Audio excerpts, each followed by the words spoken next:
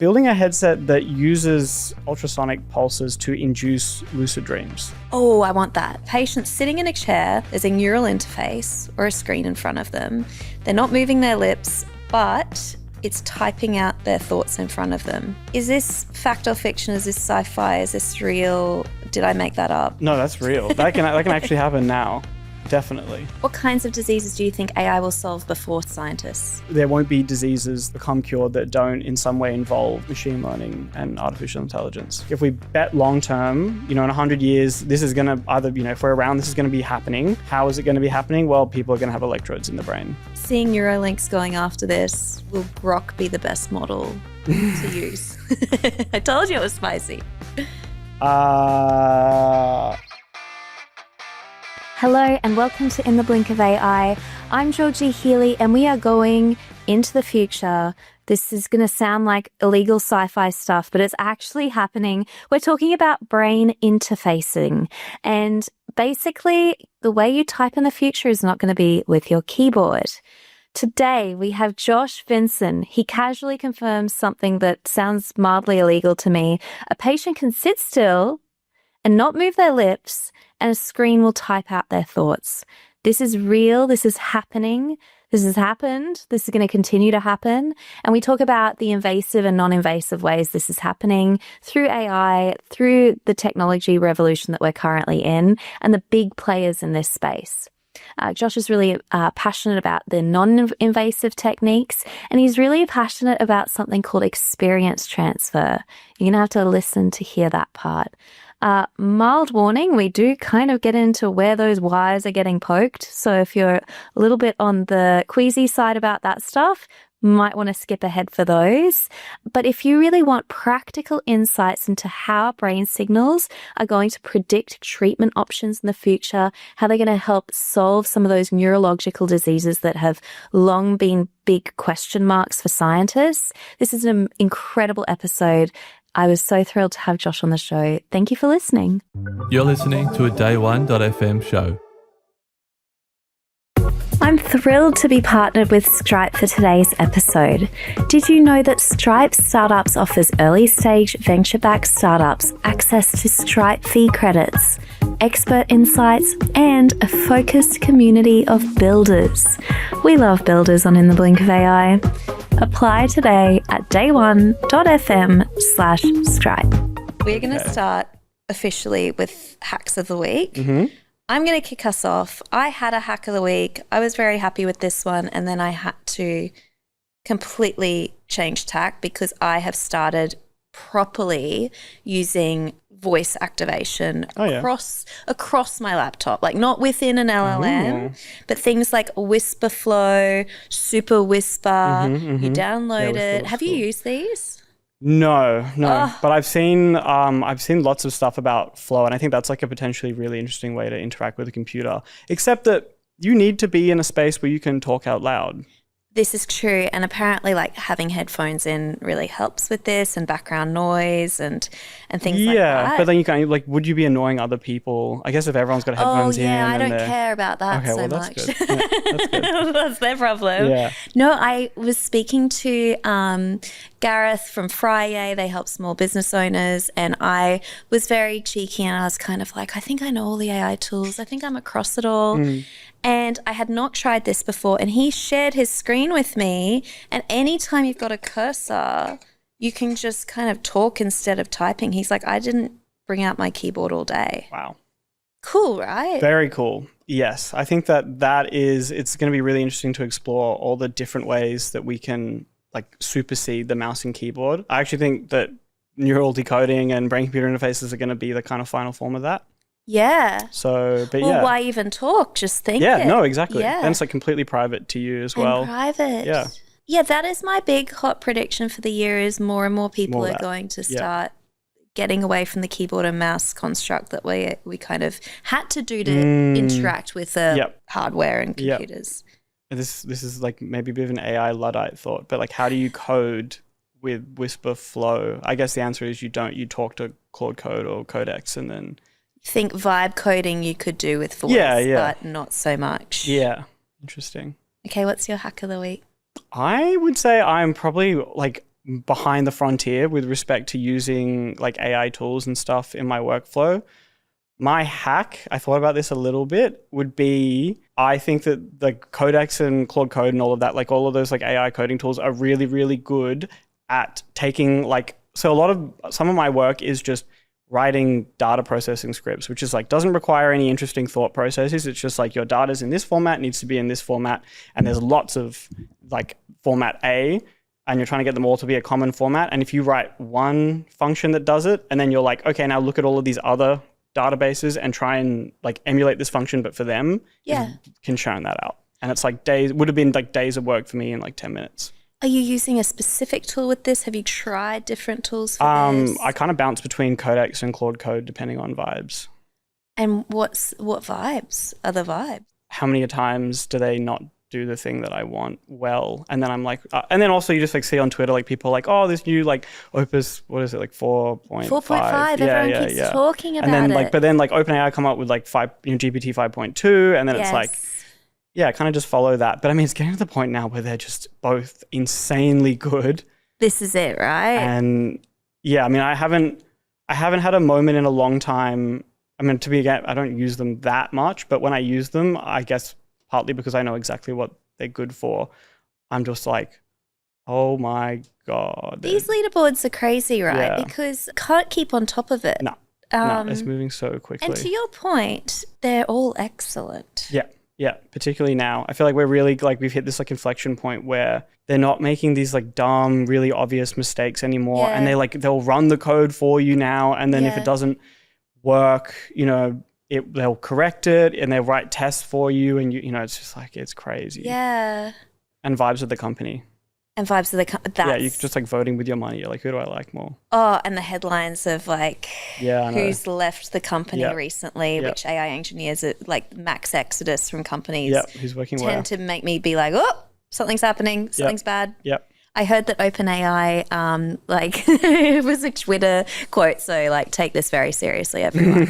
But it said, guys, my OpenAI friend just got a housemate. Be worried. Oh, yes. Did you see this? Yeah. Sell everything. There's blood on the water, guys. Yeah. All right. I have a rant of the week. I've never done this before, but I do think increasingly I want to be not just an AI sycophant that just only tells good stories in AI. I heard about this last year. I wanted to get on the show and tell people, please don't do this. My personal opinion.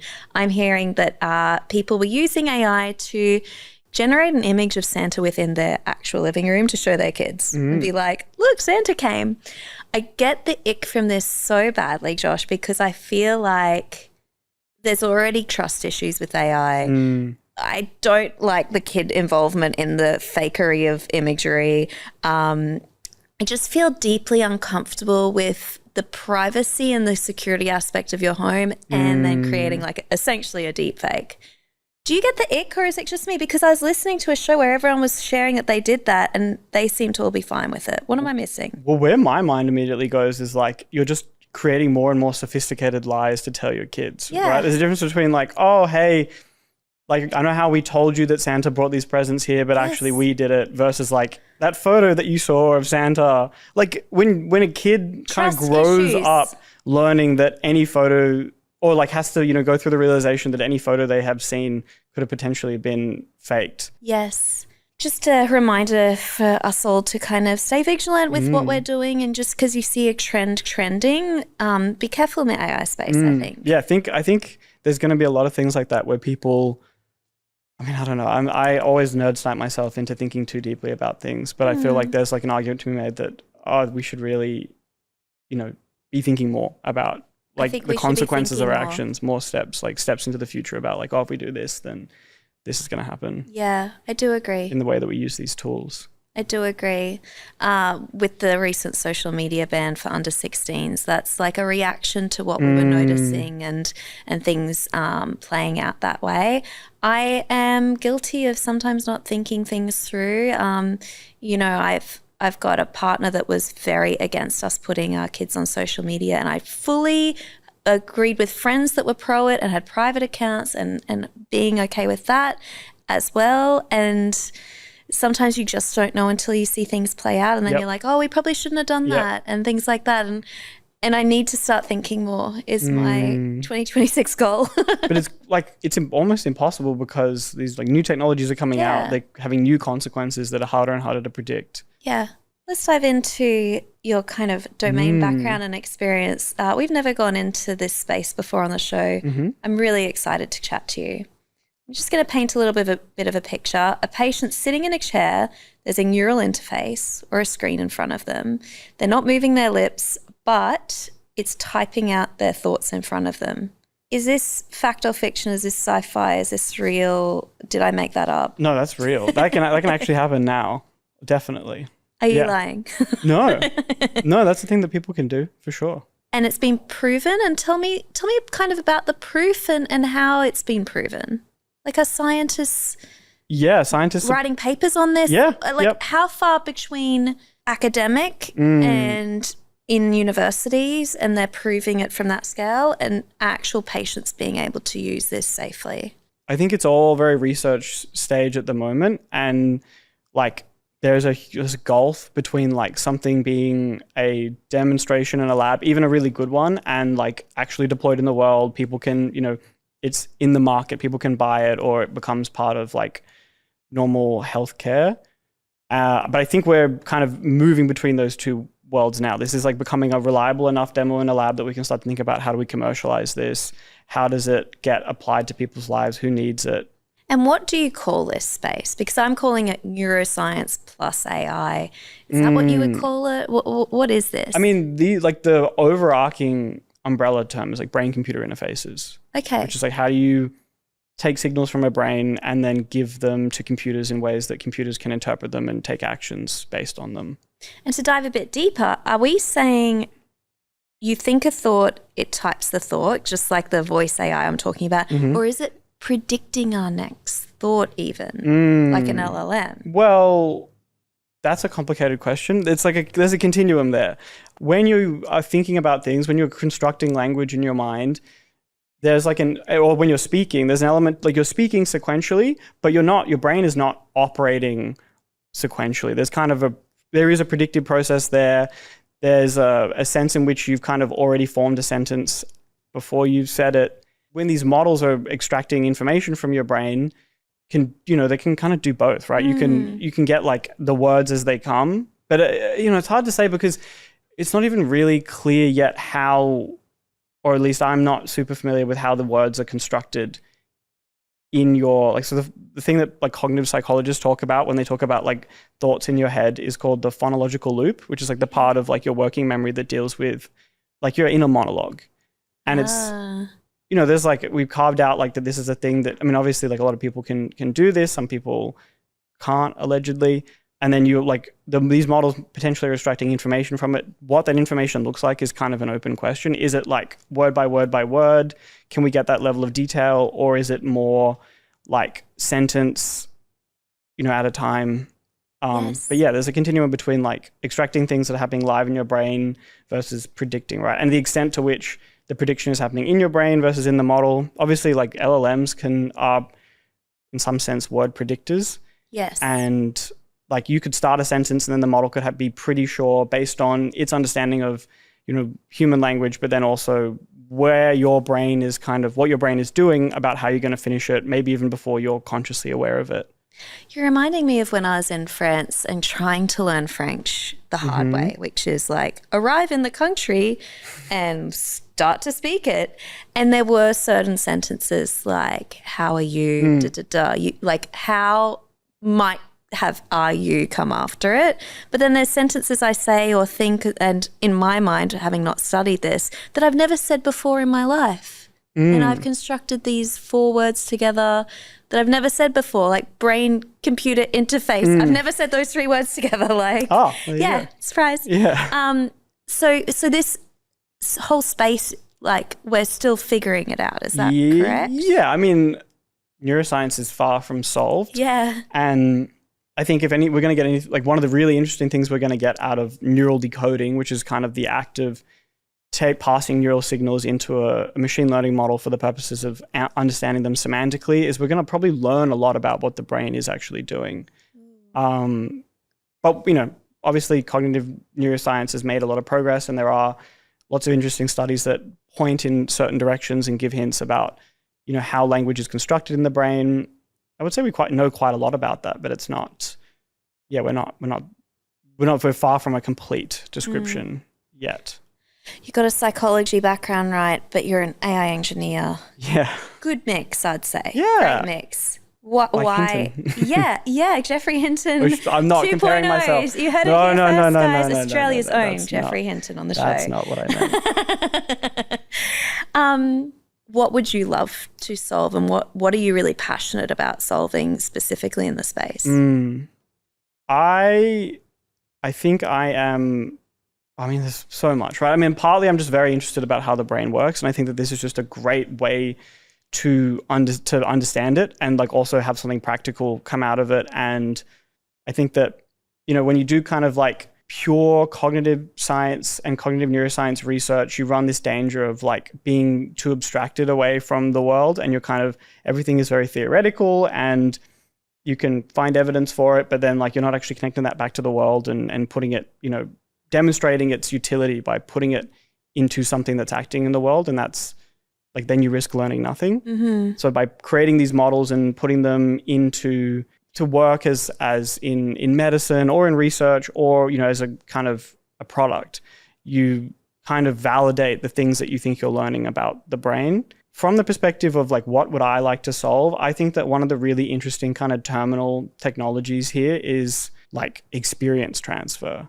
I think like mapping between two people's brains and like being able to have this like, not necessarily higher bandwidth, but like very information dense, like very rich representation transfer between like people's brains. Like, so imagine, I've just come back from Venice. Yep. And I'm trying to explain it to you, but it's really hard. Yes, exactly. Water everywhere. Yep. In your mind, what are you thinking? Yeah. Experience transfer. That's fascinating. Yeah. Or like sometimes the example I use is like when I love music, and when I send people songs, I'm kind of almost trying to communicate an experience that I'm having, and like, the proxy, like the way I'm trying to instantiate that experience in someone's mind by having them listen to the same song, which like probably is not, everyone's so different in kind of important ways. So that probably doesn't, sometimes it resonates, sometimes it doesn't. But now imagine I can just send how the song makes me feel. Oh, I wish I could send you how the Oasis in Sydney concert felt, because that was excellent. Yeah, no, exactly. That, and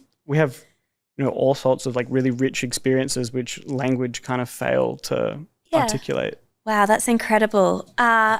Okay, challenges. Mm-hmm. What do people get wrong when it comes to, what I've written here is neural decoding. Is that the same thing, or is that something different? Neural decoding is the thing that I'm kind of interested in and working on, which is how do you take brain signals and turn them into semantic insights about what state is that person in, what intent, like motor or otherwise intentions do they have, basically just like understanding their mind by taking signals from the brain. What's the hardest part? Like if you had to, I'm sure there's a lot that's hard. Yeah. But if you were like, man, this might not work, what is the reason why it might not work? The two kind of like things that you learn very early on when you're doing this kind of stuff is that there is a huge amount of variance. So you need some kind of way of extracting the signals from the brain, and so you have a device, it's either non-invasive, so it sits outside of the cranium, the skull, or it's invasive and it comes inside the cranium. And like those devices themselves have a huge amount of variance.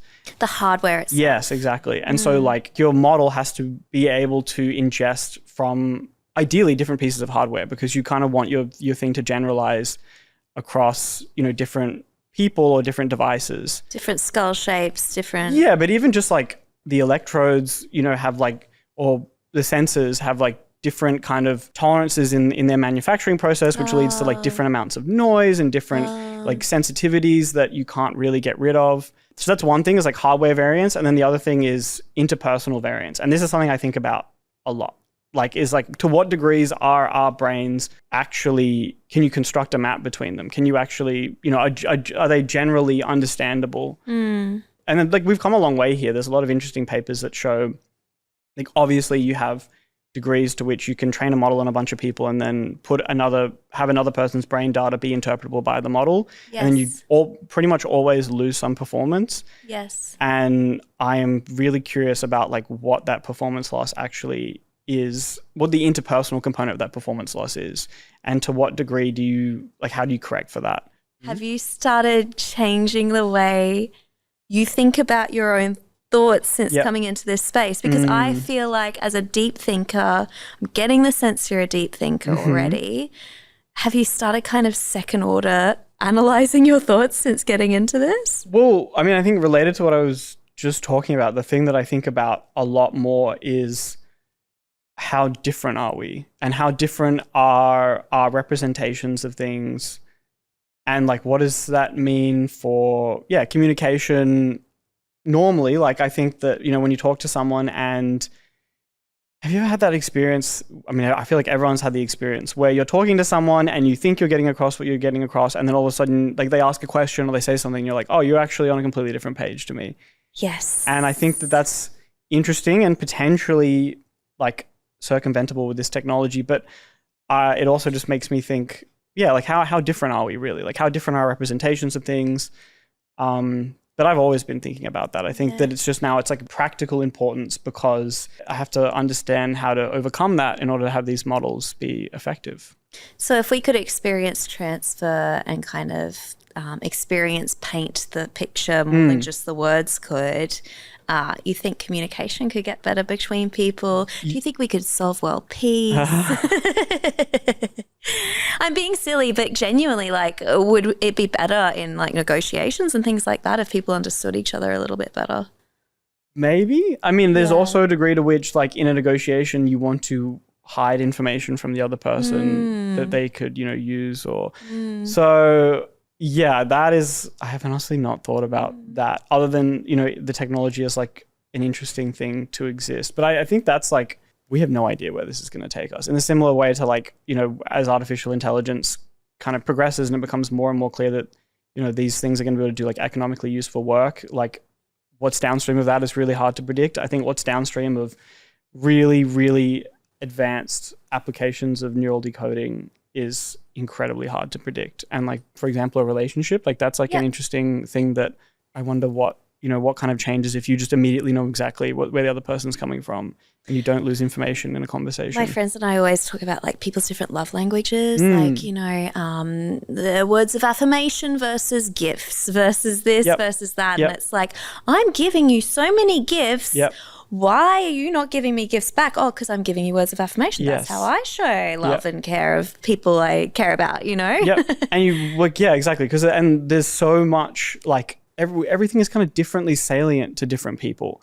And so, like, you know, people who don't, for example, to continue on the kind of love language thing, people who don't, you know, aren't kind of as accustomed to gifts as part of their love language, then don't also probably see gifts with as much salience, and so then don't appreciate the significance of it. But if I could give you my experience of when I receive a gift and how much that makes me think that you care about me, it's like, whoa, okay, I'll give you gifts. Like, sure. Exactly. And in the AI of it all, could this technology have existed 5-10 years ago? How much has that progressed, this work? Oh, massively. I think there are like so LLMs and things like that have given two things. One, they've given like a blueprint for like, oh, this is how you create very powerful general models. And, you know, I mean, like that scale works and things like that are really interesting insights that can now just be applied broadly and are being applied broadly to different modalities.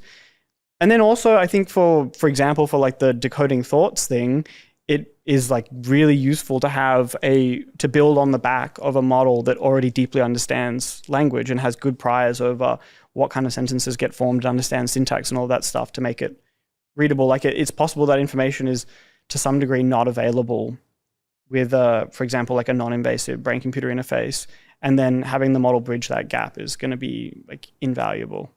I'm sure the listeners will be dying for this before I get to the next part. When you say invasive versus non-invasive, like I'm imagining the headsets that I've seen with the wires that are connected to the scalp. What's invasive? Well, invasive are like things like Neuralink, where you cut open the skull and you insert electrodes directly into the brain. And that doesn't freak you out? Oh, it freaks me out massively. Okay, good. Yeah. No, You said that really straight face. well, I'm so used to thinking about it. Yeah. But yeah, no, I am personally very bullish on non-invasive for like lots of different reasons, but partly because I think that the idea of opening the skull and putting electrodes into the brain is actually it's dangerous, but also it's in some sense like potentially irreversible. Not all, as the technology advances, there'll be, degrees to which we can, like, it will matter less. But like, you can't have, if the electrodes are in the brain, the electrodes are in the brain. You can't take it off. Really? I mean, it depends. Like, you could design, for example, the system so that you could like unplug it or something and guarantee that it's not recording information. But like, you can't pull electrodes in and out of the brain willy-nilly. That's like a procedure that you don't want to do a lot. Is it easier to insert than uninsert? I don't know if that's a word.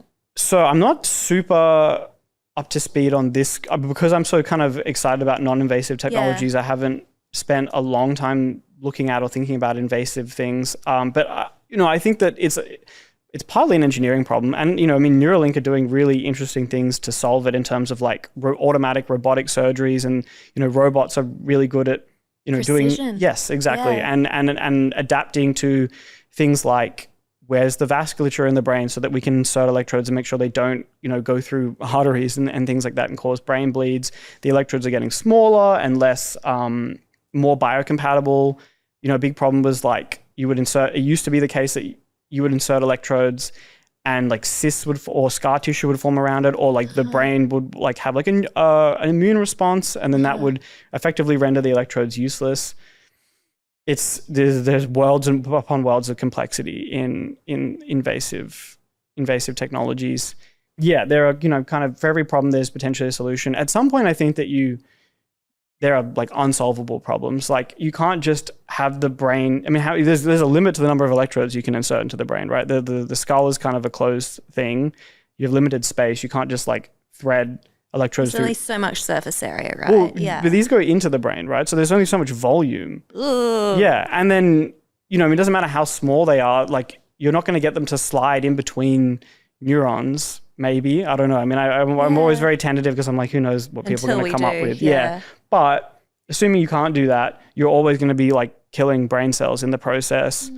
And so right now the technology is kind of limited to people whose quality of life is insufficient or bad enough that they then are happy to take the risk trade-off. Yes. And the question will be, and this is kind of one of the big things in terms of like invasive versus non-invasive, is does it become safe and reliable enough that the risk is so low that the rewards that you get from having electrodes in your brain for a person who's otherwise has reasonable quality of life, do they outweigh the kind of risks?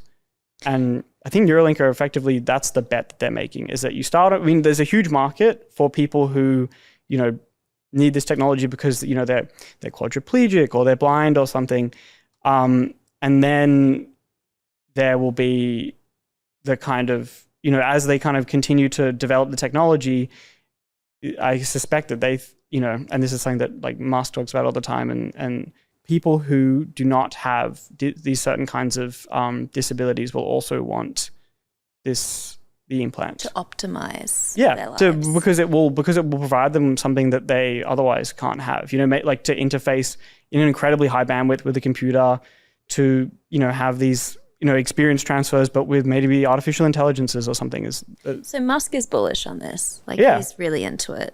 Yeah, I think that. Look, it's always very difficult to work out exactly his motivations, especially now.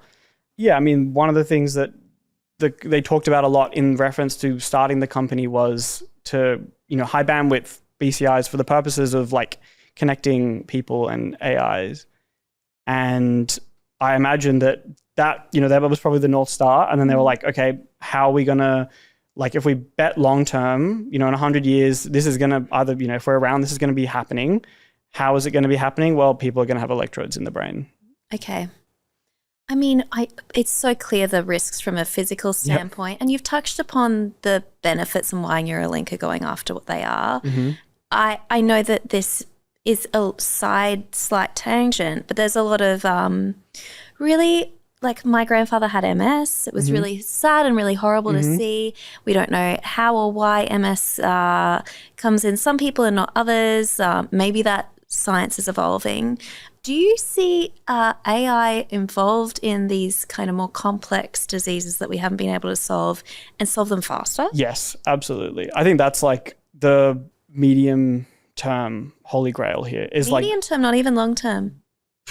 Yeah, I mean, timelines are hard to predict, but I really think that like one of the major markets for this and applications to this technology in like the things that you can be working on right now, like experience transfer is lofty and, it's interesting. It's not particularly important. It's just like it's an amazing thing that, that like makes sense in like a post-scarcity world. But like in a world where, people are suffering from neurological and psychiatric illnesses, that's the thing that, has there's a huge possibility to diagnose, to treat, to monitor, to understand like different subclasses of these different illnesses.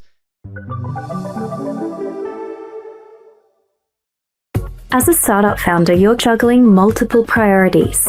From the expected, like finding product market fit, to the unexpected, like customer requests for SOC 2 or ISO 27001 certification.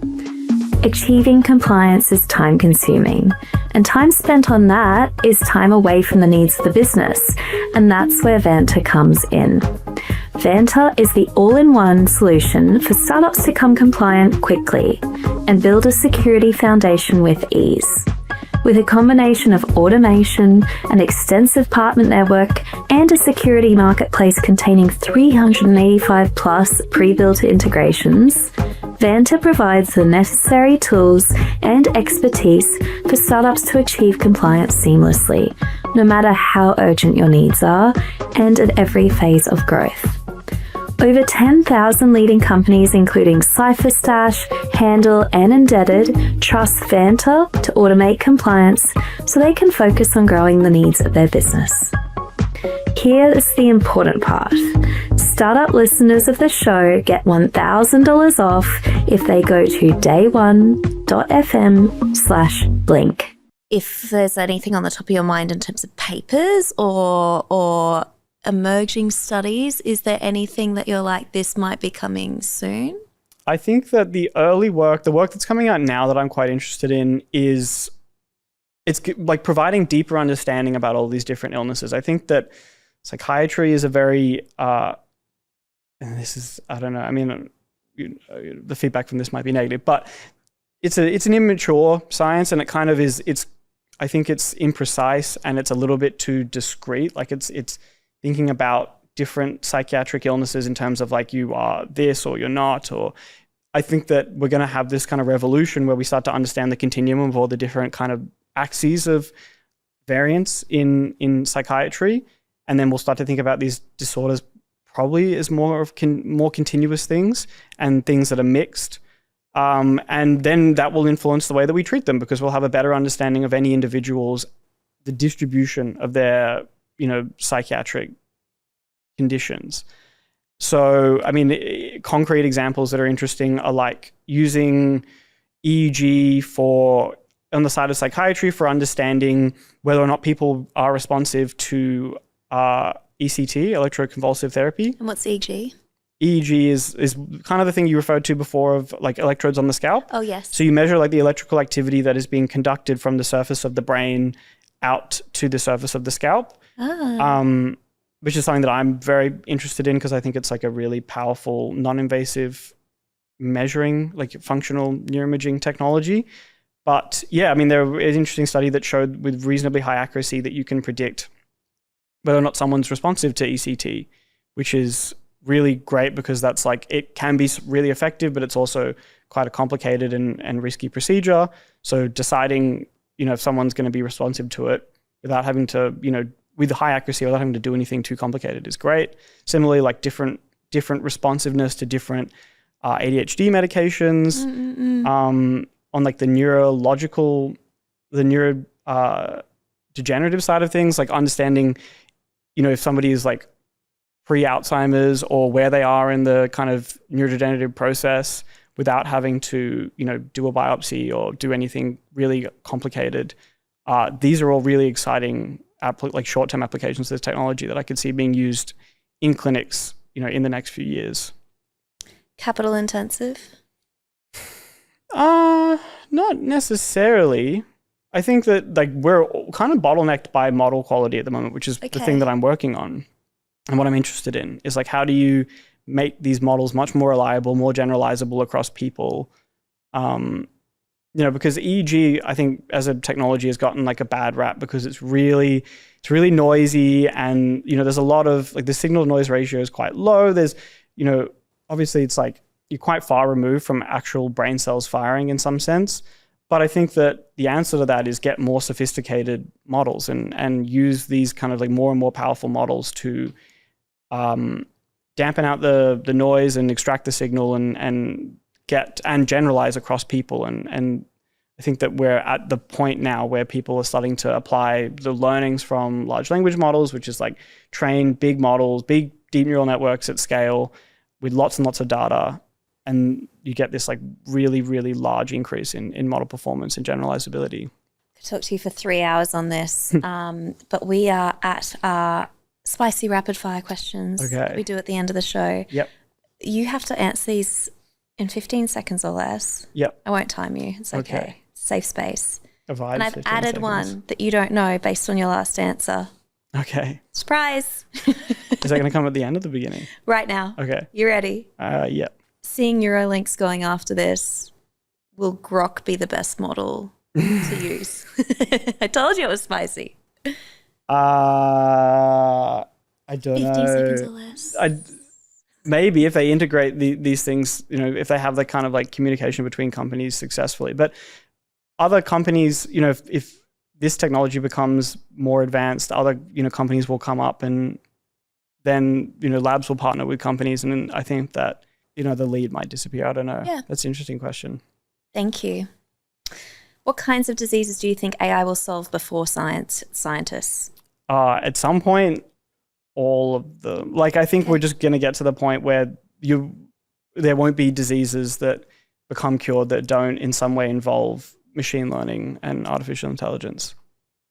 Your previous role was at Aussie darling ed tech company SimConverse. Mm-hmm. Some of my favorite engineers come out of that company. You were recommended to me from a previous engineer out of that company. How are they attracting the best talent?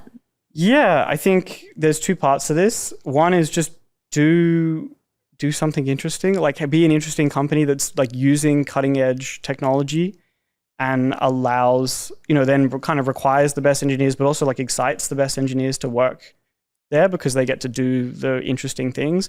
And then also just as a founder, when I met Aidan, I was kind of blown away by how intelligent and strategically minded he was. And I think that leaves a big impact on people. You want to work for people who you admire intellectually. Especially if you could work at Google or OpenAI or elsewhere. I'm sure that problem to solve and founder matters, right? Yeah.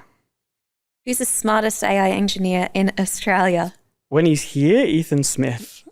I know Ethan Smith. Why is he the smartest, do you reckon? He just has this incredible, he's more of a researcher, and an AI researcher, ML researcher, but he just has this incredible intuition for how these things work, and he's kind of relentless in building understanding. And yeah, I've never had conversations with someone where I'm like, wow, you really just see these things so clearly in your mind. He never told me he was the smartest engineer in He's Australia. so humble. He's so humble. Incredibly humble. It's very impressive. Wow, he's about to get so many DMs. All right, last question. Actually, two. Sorry, I lied. What companies in neuroscience and startups in the space are people sleeping on? We know about Neuralink, but is there anyone that you're people should be more aware of this? In Australia, Neurode, I think they're a really exciting company doing interesting things. They're hardware, right? Yep. They build their own hardware. Amazing. I think that a lot of it's very nascent, but in Australia, Synchron, in America, Forest, Neurotech, they're doing some really interesting stuff with a new technology or an emerging kind of technology called TFUS, which is really cool. I'm a sucker for this company called Prophetic in the US. I think they're doing like the kind of dream that they're selling is very interesting. Like pun not intended, is very interesting. They're doing dream stuff? They're building a headset that uses like ultrasonic pulses to induce lucid dreams. Oh, I want that. Yeah, right? It would I be really want that. like a qualitative change to your life to be like, be able to reliably do that without having to like, do all the... Josh, I'm reading fantasy novels before bed and I still can't lucid dream. It's really rude. I've been doing it for years. You have to do this like insane practice where there's lots of different ways to do it, but it's like, you have to be like reality checking while you're awake. And I know people who have successfully gotten to the point where they can reliably lucid dream, but it was a lot of work. No, I need just someone to like put a headset on. Exactly. Well, it's literally just like you wear like a band on your head. But it's not a product yet, but they're building it and it looks really cool. And the research is there. I'm fascinated by that. Last one, I wear a Fitbit equivalent. A lot of people do. Tracks. For me, I like to know my step count, sometimes heart rate, sleep quality. There's things that I look for. Mm-hmm. Will people have brain trackers, and what do you think they would like to track if they could? Yeah, I think that there's going to be a huge kind of wearables for neural signals market. Like just considering how popular like Fitbit and Apple Watch are, I think, Apple could come out with a product eventually and it would just, people would use it. They'd just buy it. Yeah. I think getting things like how distracted are you throughout the day? Presence would be an interesting thing. Like how much are you actually paying attention to the world around you and actively involved in it versus like, in your own head ruminating or things like that. And then maybe great for meditation, right? Yeah. Well, but just great for the goal of meditation, which is to be more present, right? Maybe like attentiveness as well when you're working, like letting you know when you're in an environment that is like not conducive to you doing well, or what kind of things allow you to be at your best when you're at work and things like that. That reminds me of my body battery. That's a statistic, and sometimes I check it. It's like it's really low. No wonder I'm not thinking properly. I'd love a brain battery. Yeah. Well, and those things they'll be integrated together, right? Because the body battery. If you're not feeling well, on some level, that's because of it's also something that's happening inside your brain, right? And you're kind of inferring that based on things that that are physiological signals from your body, but now you'll have how is your brain actually operating? Heard it here first. Thank you so much for being on the show. Seriously blew my mind. No pun intended. Where can people find you? Your LinkedIn's very sparse, Josh. Do you want people to discover you on there or not? What would I add? You'll allow people to connect with you on there? Yeah, sure. Yep. So when you have a big announcement, people will be ready and waiting, right? Yep. And I'll do it on LinkedIn. Deal. Thanks so much. Thank you. Bye. Thank you for listening to In the Blink of AI. You can check out the show notes for anything discussed in this week's episode, and we will be back next week. This podcast was produced by Day One, with music by Dan Hansen and visual artwork by Sophie Tyrell. If you loved the episode, please tell your mates. And I love AI news. Please share your thoughts and suggestions to georginarosehealy@gmail.com.